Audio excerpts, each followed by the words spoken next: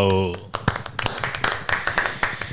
Gurtu gaituzte eta badatoz pixkanaka gure inguru akustiko ontara, Iñar Sastre eta Jagoba Astiazaran hartu zuen aurikularrak, eroso jarri, xeri, kokatu mikroen parean, eta itxiko ditugu zuen instrumentuenak, eta zuek entzuteko behar ditugunak irikiko ditugu. Arratsaldeon babioi, eta ongitu horri, bigarren kafera. Arratsaldeon.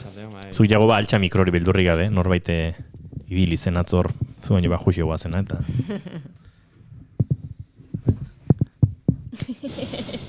Ez da txikilla mutila. Musikaria baino, iki altxaza pixka dinar.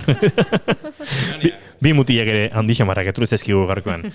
Bueno, aurkeztu beharko ditugu biak alabiak, oiana, eta uste dut aurkezten Iñar izango dela gure abia puntua.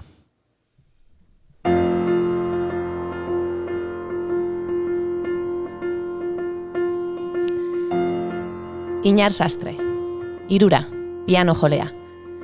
Gaztedatik musikazale, Iñarrek piano eta improvisazio ikasketak burutu zituen musikene eta Conservatoire National Supérieur de Musique et de Danse de Parisen.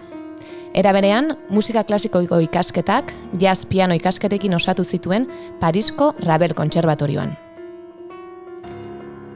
Edozein musika estilotan aritzeko gaitasuna du artista honek. Musika klasikoa, jazza eta herri musika oinarri izan da, bere lana batez ere musika beste diziplina artistiko batzuekin uztartzean sustraitu da. Batez ere, arte bisual eta eszenikoekin.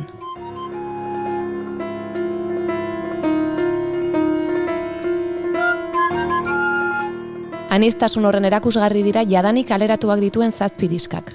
Euskal musika tradizionaletik hasi eta pop musika internazionaleraino. Musika garaikide eta klasikotik pasata. Eta oraintxe bertan azkeneko aurkeztu du. Vision Fugitive, Improvisations After Prokofiev.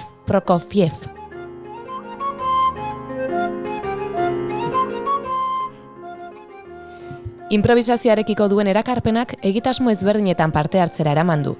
Jazz About the Limpro saioan, Sara Sastre emanaldian, Sarasate beraren pianoa joz, pelikula mutuak musikatuz, Cinematek Frances edota Fondation Fade zinemetan edota bigarren kafeko gure txokoan, gurean izan baitzen Lumière anaien filma musikatzen. Arte eszenikoen munduan espektakulu ezberdinetan aritu da eta talde ezberdinekin ohikoa da lanean jardutea.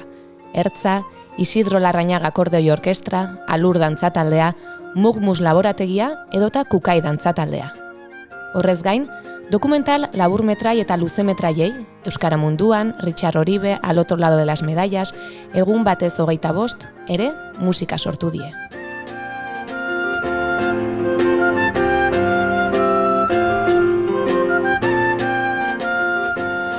Jagoba Astiazaran, zestoa, txistularia.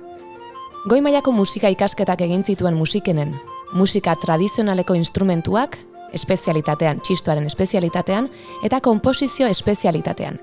Euskal instrumentu folklorikoaren alorrean azken urteotan garatu diren teknika berri guztiak sailkatzen dituen tesi handi bat ere egin duelarik.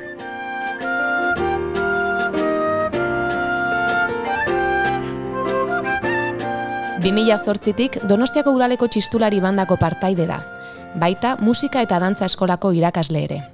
Gainera, Juan Crisostomo de Arriaga Musika Kontserbatorioan eta musikene goi mailako musika ikastegian ere irakasle izan da.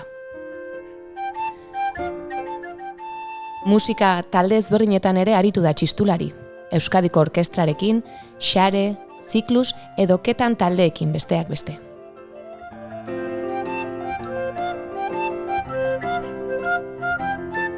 Musikagile gisa hainbat sari irabazi ditu. Durango hiria konposizio lehiaketan 3. saria eskuratu zuen, bitan. Ikerketa musikalari eskaintzen zaion Donostiako Orfeoia EHU saria 2012an. Donostia 2013, bigarren mendeurreneko musikalana lehiaketako lehen saria jaso zuen. Ta gainera, Fiden Music Nutrir la Musika konposizio lehiaketa internazionalean finalista aukeratua izan zen.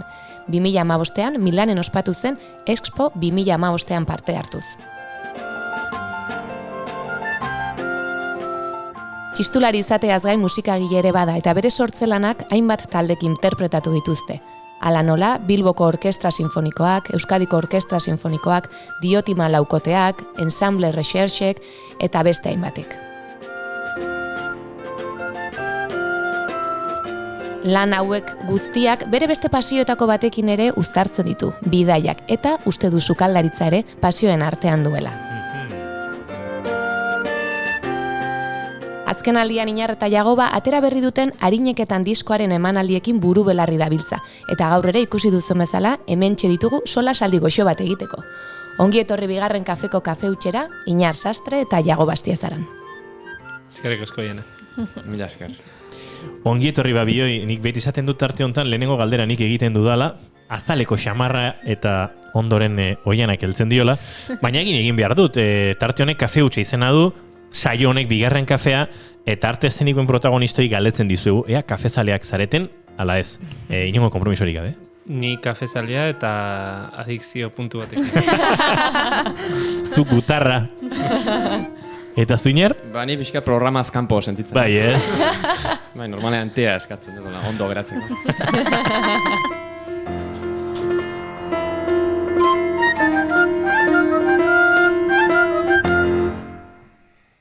Bueno, aipatu dugu Arineketan, uste dut elkar aspaldi ezagutzen duzuela, lan askotan ere elkarrekin arituak izan zaretela, baina hola lehenengo aldiz zerbait elkarrekin sortzen duzuen lehen aldia ote den hau, eta kasu honetan txistua eta pianoa dantzak elkartu ditu.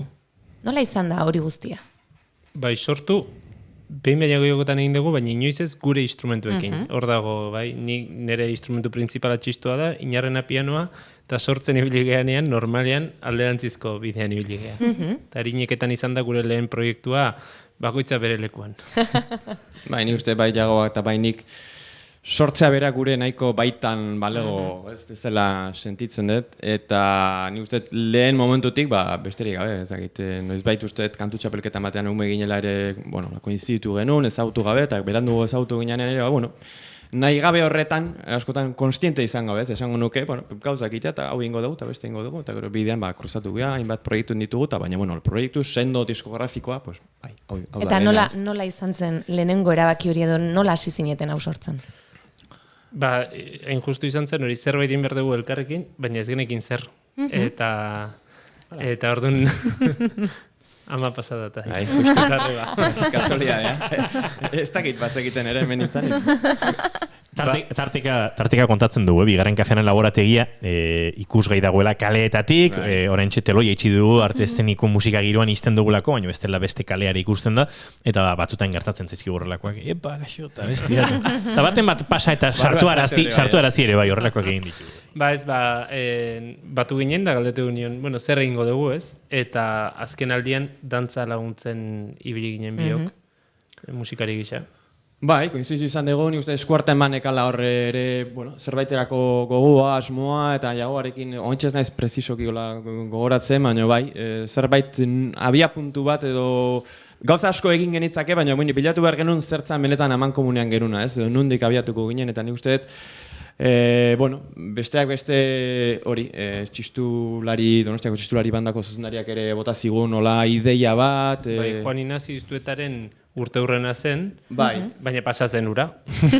Bai, baina ideia abiatu zenan, 2017an edo zan, pixka bat, arek esan zigun, bazala 250 urte, Juan Ignacio Iztueta, bueno, folklorista, batez ere Gipuzkoako dantzak bildu zituen folklorista arek, eta historiadorarek, bueno, merezi zuen horri zehoiek landua bazituen, lehen ere txistulari aldizkarian, Ansorena berak, eta, bueno, nahiko abia puntu interesante eruditu zaigun, da hor bai ikusi ginen, bueno, pues, elkarra hartzen genuela, ez, gai hortan, eta bazela material zahar bat, eta nik uste bai biok ere, bueno, nola baita esateko, Gipuzkoa sakonegok izan da, eta musika tradizionalekin izan dugun harremana izan da, eta dantzarekin ere bai, eta, bueno, hor bat zegoela zerbait egiteko moduko, bueno, material bat, eta nik uste hori izan zala abiapuntu nagusia. Gero Jagoak esan duen bezala, bueno, hori pixka bat dilatatu zen, ez? Denboran pixka bat luzatu zen, eta gure kaxara moldatu genuen, baina, bueno, material konkretu batzuk hor jarraitzen dute, zeinak moldatuak izan diran, hori izan gure asmoa, ez? Material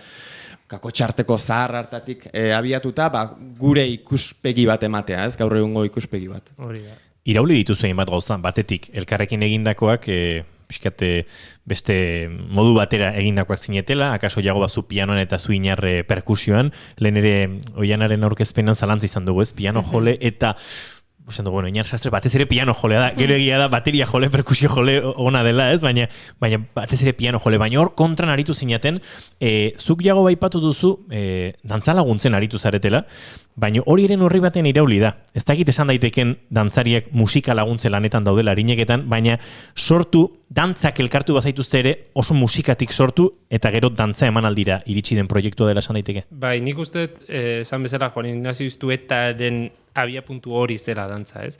Hortik aurrera egin deguna da, aitzaki gisa hartu hori eta garbi geneukan eraldatu inbar genula, gaur egunera ekarri behar genula, eta badiz bat divertitu nahi genula. Nik uste eta harineketanen usaia, dibertsioa eta humorea dela, ez? Eta bai, konturatu ginen, estudiora sartu ginen, grabatzera dantzaririk gabe. Hau da, musika egin genula, eta gero pasa zaigu asko esan digutela. Bale, dantzarako egin dezuen musika hau, baina ez da torrongi. Oso motel dago, edo oso bizi, eta orduan egia da, gure kasuan igual inbertitu dugula. Ez? Dantzariak laguntzen gaituzte, eta bentan gaina punta-puntako dantzariak. Ezin kejatu egitezke gure laguntzaile horietaz. Bueno, nik galdetzen jarraituko dut, bai? Esan dugu, ekarri dituzue gaur egunera garaibateko abesti tradizional horiek. Esan daiteke letra batzuk ere akaso zaharkituak geratu zaizkigula moldaketak egin dituzuela. Nola ikusten duzue hori? Egunera ekartze horretan? Hola egiten ditu. Jagoa beti zuzenekotan egiten dugu, keinu letra bati, eta bueno, esplika izan ba. Badia, hitzak bai ez ditugula eraldatu, hitzak dira duela 200 urte jaso bezalakoak. Lehen adibidez belauntxingo hitzak oso gure egin ditugu, iruditzen zaigu gaur egun badutela, gero entzungo dituzue gaina, hitzoiek, gaur egun badutela zentzua, bere garaian Iztuetak zion lurpean bilatutako kanta bat zela, eta atera beharra ikuste zuela eta plazara batiz bat oraindik dantzarako gaizelako. Eta orduan guk berdin egin degula iruditzen zaigu, hartu duela 200 urteko doinu hau eta plazara atera dantzara, ez? Eta badia beste batzuk, nahita jaso ditugunak aurrak lotaratzeko doinua esaterako. Eta, bueno, izan dugu gure inguruan ere, eta ezagutzen ez ditugunen artean ere alako polemika bat, ez? Gaur egun ze zentzu duen olako kanta bat kantatziak, mingarri haute dan, eta nik, hau, esan dezagun gauza partikular bada, baina nik beti pentsatu dut 3 gauza egin daitezkela kanta zarroiekin edo hitz zarroiekin, nun gaur egun ez daukaten lekurik edo ez luketen egon behar. Bata, kokatzea. Hau da, inguruan esatea, hau duela 200 urte idatzitako hitz batzu dira. Bigarna, eraldatzean, iz nago eraldatzean kontra, iruditzen zait gauza asko aldatu daitezkela, eta ez diotela inungo minik egiten, eta adibide asko daude. Eta 3. da ez abestea, eta bazterrera ustea. 3. hori garbi daukagu ez dela egokiena, gure ustetan bintzat. Eta 2. hori kasuntan etzun zentzu handirik, ze oso letra laburra dira, ez dauka, bueno, esango ez esaten du, jendeak esango du ez, haurtxo txikia negarrez dago, ama emazu titia, aita gaiztoa tabernan dago, pikaro jokalaria. Orduan, hor zer hitz aldatu behar genitun, esaldi hoxe da 20 eta berriz. Eta nik ustez kasuntan hobezela lehengoa egin, kokatu, eta gero kontrastatu. Gu garbi geneukan, hau abestu zezakela ama batek, aita batek, eta injustu aita bat gonbidatu genuen abestea, inaut Elorrieta, eta aita batek abestea aita gaiztoa, pixkat agian kentzen dio min hori, ez? Edo ez aita gaiztoa bakarrik, ama emazu titia hori ere, ez? Eta orduan irudi batzuk egin ditu nun agertzen aita asko biberoia ematen momentu hortan. Iruditzen zait hobeto zela kontekstualizatzea eta kontra egiteko modu bat zela den bezala abestu, baina guk kontra egitea, ez? Irudiekin. Eta Inaut Elorrieta aipatu duzu, baina ez da bakarra artista gehiago izan dituzue lagun, adibidez Ainara eta Joana Ortega. Eta holtzan ere ez zarete bakarrik aritzen. Bai, hori da. Nik diskorako bai gonbidatu genitun, Ortega Aizpak, kasu honetan Joana eta Ainara. Bueno, biekin izan degulako hartu eman handia ere. Besteak beste Joanarekin jagoak bazitulako olako fandom harin bat eginak, oso politaziana, eta bueno, nik nire aldetik gonbidapena luzatu nahi izan nion Joanari, hoiek biltzeko, azkenean ez dalako, gure izenean bildutako baizik eta gure garaiari edo gure egunerokoari dagokion, musika konkretu edo pixkat gai horren jiran dabiltzan material baten bilketa moduko bat, ez Nikola sentitzen hon diska. Eta horregatik gonbidatu genuen, Joana bere sorkuntza horiek erabatzera, eta gero Ainara berdin, Ainarak okorrez banago pare bat abesti, aipatu dugun hau, lotaratzeko doinu hau, eta grabatu zituen, eta gero Ainararekin gainera, zuzenekoak egiten ari irik, ez? Orduan, pixka bat, dobleko hori diskakoa, eta gero zuzenekoa, eta aipatu duzen bezala, noski zuzenekoari pixka bat forma modu akustikogoan grabatu genuen bezala diska, zuzenekoan behar bada eman diogu pixka bat, empaki handixogoa edo, ez? Beste hemen Tolosako Xabir Zeberio dator, biolinarekin, Agatea Milibia, horre Zornotzatik. Txeloarekin. Eta aipatu bezala Ainara, eta gero, aipatu ditugun bi dantzari ere. Atik dantza konpainiakoak. Guk badaukagu ohitura bat, eta izaten da, protagonistak zareten hoi, aurreko astean protagonista izan zirenek galderak botatzea, eta zui ere egokituko zaizu eta atorren asteko gonbidatua norden jakiten dugunean, orduan ere eskatuko dizu galdera hori, baina aurreko astean gainera gonbidatu genituenek ezagutzen zintuzten, uste dut zuek ere eurak ezagutzen dituzuela. Baina edozein kasutan entzun galdera eta esango diguzue. Kaixo bikote!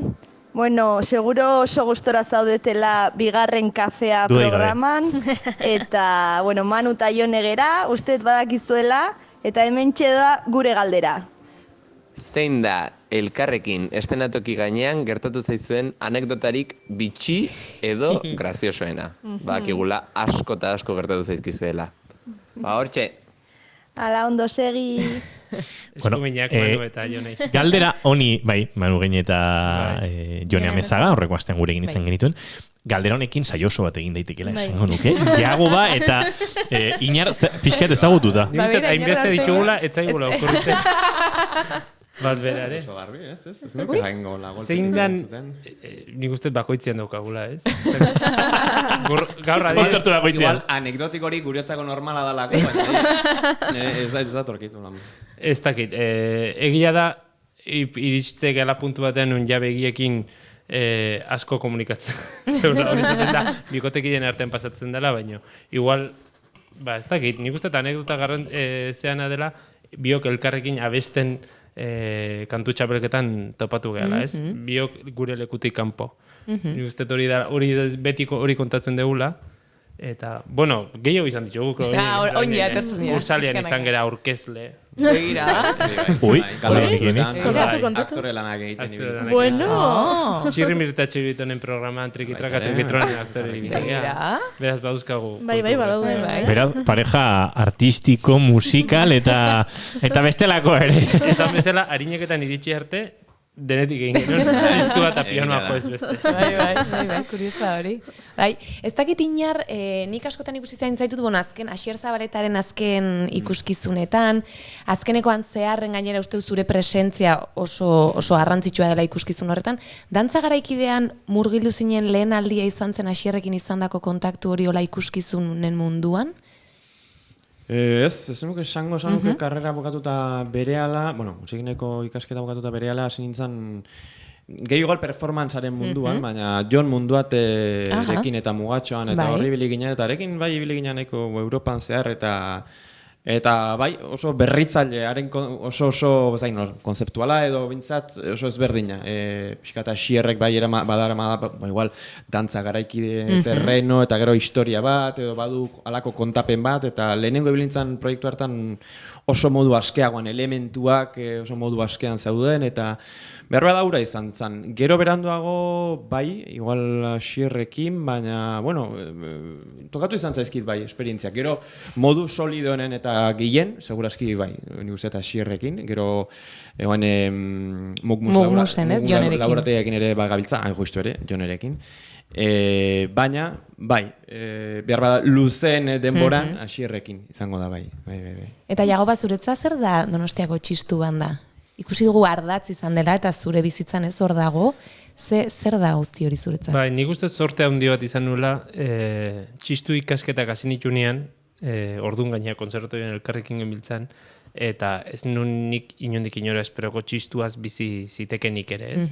Baina garbi neukan ura zela ikasi nahi nuena, eta ara joan nintzen, eta orduan ikarrezko sorte izan nun, tokatu zitzaidarako karrera amaitu, eta orduan udara hartan bertan alako ordezkapen bat, justu jubilazio bat tokatu zena, eta pare-parean tokatu zitzaidan. Orduan, esan dezagun izan dela besaulki bat, nun asko ikasi dudan, 12 urteia bertan, eta oso gazterik sartu nintzenez, ni uste ahalbidetu didala aurrera egitea, beste konposizio ikasketetan, beste hainbat kontutan, alako koltsoi horrekin, ez izan dezagun alako soporte horrekin, orduan niretzako oso garrantzitsua da. Banda nere oso nere sentitzen.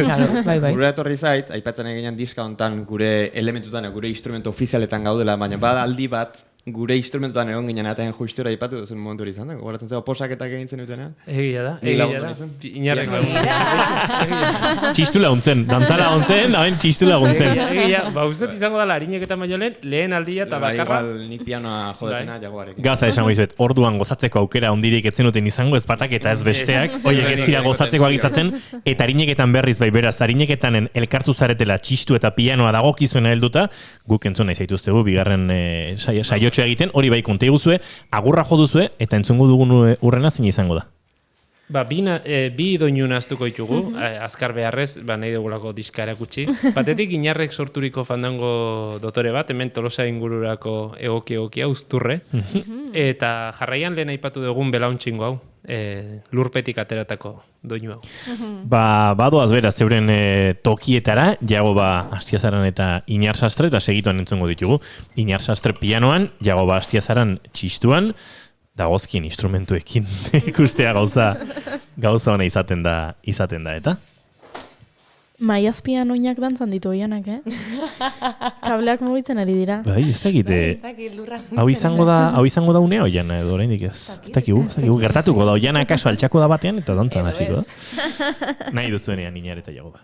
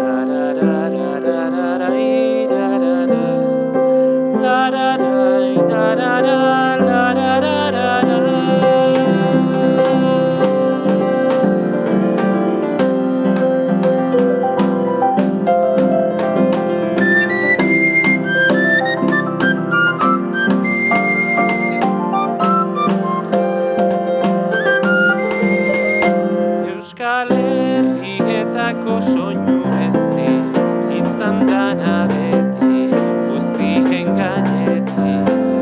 Bilatu dut lurpian sartua, bai eta azua zerendan zartua.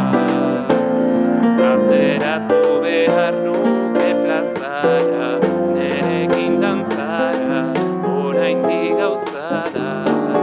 Ikusiko da zein atsegina, bizarra burdina baina txitarina.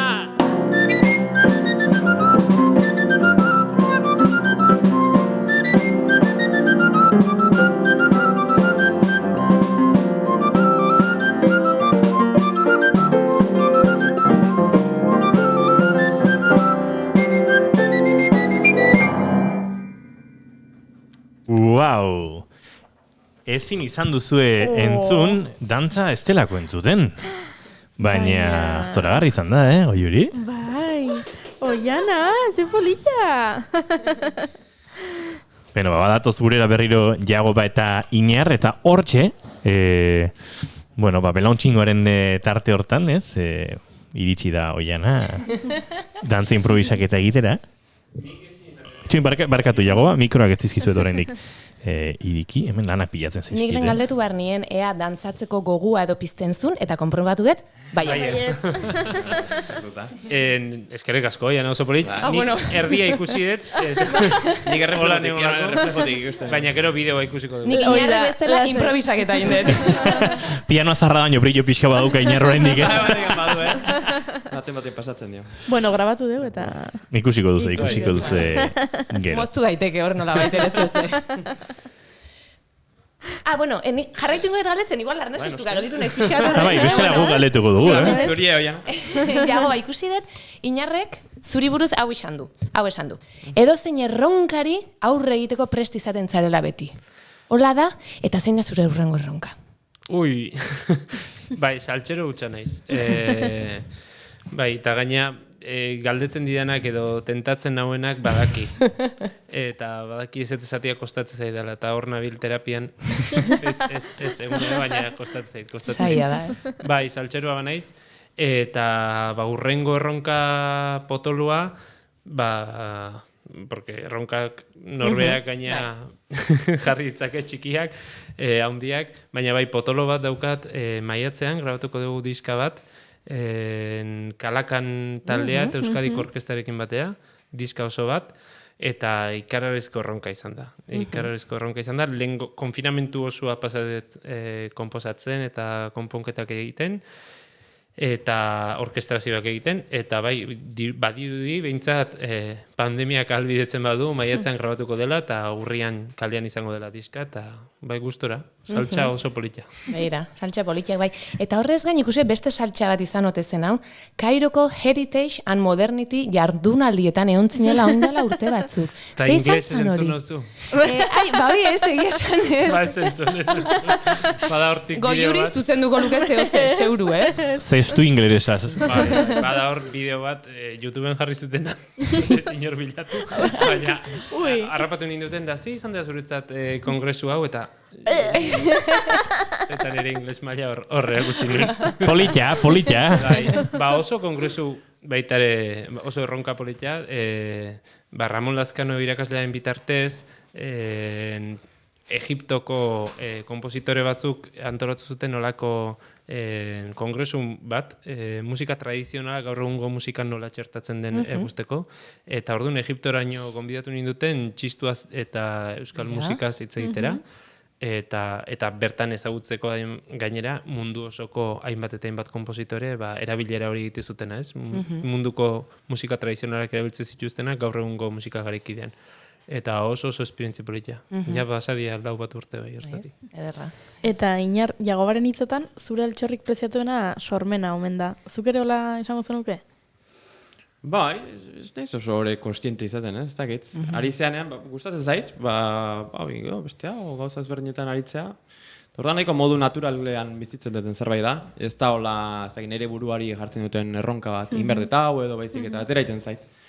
Horrek banarama pixka batzutan desordenatua izatea, behar bada, nahiko gauza impulsiboak izaten dialako, ezakatelako lako orden zehatz bat, nire plangintzan eman dezagun. Baina, bai, ikusten da, azken urteetan zehar, gauzak ateratzen diala, ez? Pixka baita ere gustoko gauzak irensten dituzu, pixka barruan igual moitzen dira, eta gero hortatik ere, neurri betan zure egin, eta zure modura ateratzen dituzu, ez? Eta hori bai modu nahiko impulsiboan egiten dut, nahiko modu naturalean esango nuke. Atzo Lat Salvador izan zen gurean da kontatu zigun gauetan etortzen zaiola berari sortzeko gogoa. Zuri ere berdina pasatzen zaizu? Ez dako gogo bat, ez dakit. Tartea detenean edo, behar da teklatu bat aurrea detenean beti noski gehiago. Orduan hasten naiz saltsatzen da edo zein montan izan daiteke. Ez da gatola, da gaua nahiko behar da gorputza ere lasaiago dalako, goizak beste energia badaka. Munduari isildu da, ez, gauean, eta hor badago espazio bat sormenerako. Emozionalki ere igual pixka reposatzen zea, eta halako gogoeta bat egiteko behar bada une egokiagoa izan daitekela, adibidez jago badion bezala, ez, orkestatzeko kalakan ez dagiz, erutu zait behar bada igual goiza aprobetxagarria izan daiteke, ez energia. Ez da kasua. Gau ez beste, ez dut zango inspirazio bat, baina egia da lasaitasun bat dagoela, ez dago muikorrik, ez dago mundua. Ez da zer gertatzen, ez da imegik heltzen, ez da dizu bizilagunak atea joko auskaloze. Ez duzu erosketarik egin behar, ez duzu plantxatu behar, edo... Bai. Nire nintzen pentsatzen, asteari amaiera emate aldera, ostirala dator, eta aste honetan pentsa. Izan ditugu gurekin Roberto Pacheco eta Judith Montero. Aritu gara hor, musika klasikotik, jazzera, garaikidera, eta hortartean besterako gaien inguruan. Gaur ere musika garaikidea zela eta aritu gara Maria Zubimendi eta Ane Urbizurekin, gazteekin, sorkuntza, musika garaikidea, marrazkiak, iritsi gara beste bi musikari erraldoien gana, eta nik pentsatzen nuen, igual pixkat pop rockera jetxi behar dugu berriro, ez da pop rockirora, baina ez, ze entzun hau. Justo baintu da lehenengo kantua, baina bigarrena ere prestu dugu.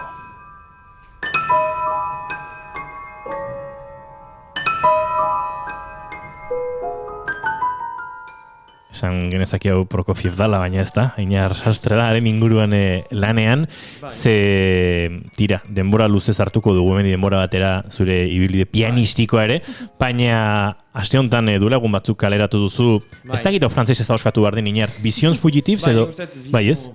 Bai, ondo oian. Oso desberdin dezue. Berdin. Ez que lehen irakurri doianak, Inar oso pagizinoa da, Jean-Paul Desastre. Ez, esan nuke, lehen aipatu duten bezala.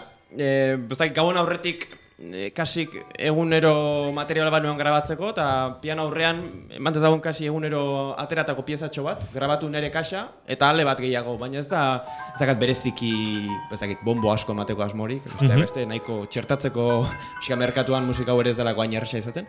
Orduan berez ateratzen zaitzen zerbait da, eta nire ibilbide horretan, niri ere balio didana pixka bat nire ahotsa garatzen edo, ez? Eta orduan, bai, nahi duenak eskura gai du plataforma elektronikotan edo Spotify eta hauetan.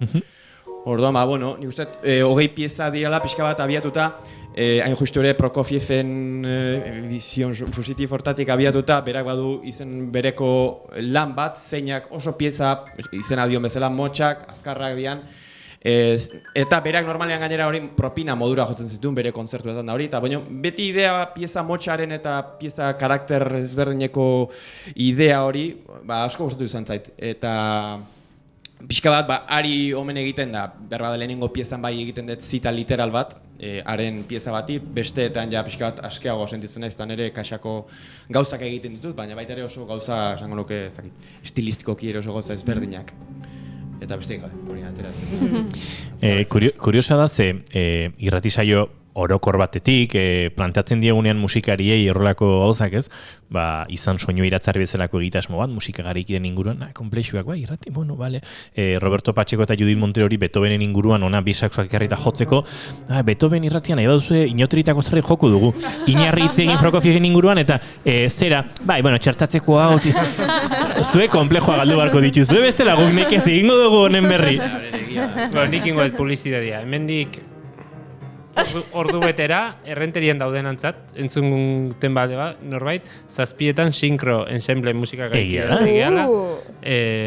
Tartean nire obra bat, baina hainbat estreinaldi, eta 7etan, beraz, oindik garaizeate. Bai. Garaizeate, eta gu, bagarena da, iaia pres saioa agurtzeko, baina azken pieza entzuteko ere aukera eta denbora badugu. Zein izango da, falta ziguna?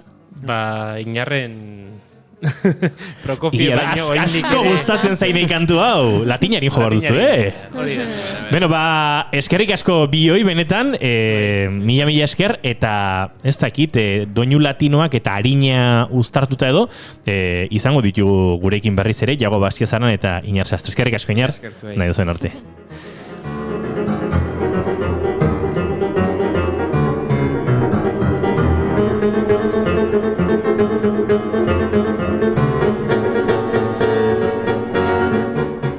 Eta Iñarren bizion fugitib danakoak eramango ditugu guretik, ze zuzenean dauzkagu hori askoz gauza hobea da. Iñar Sastre eta Jago Bastiazaren eskutik, harineketan egitasmoan, diskoan eta emanaldietan entzun daiteken Latin harin.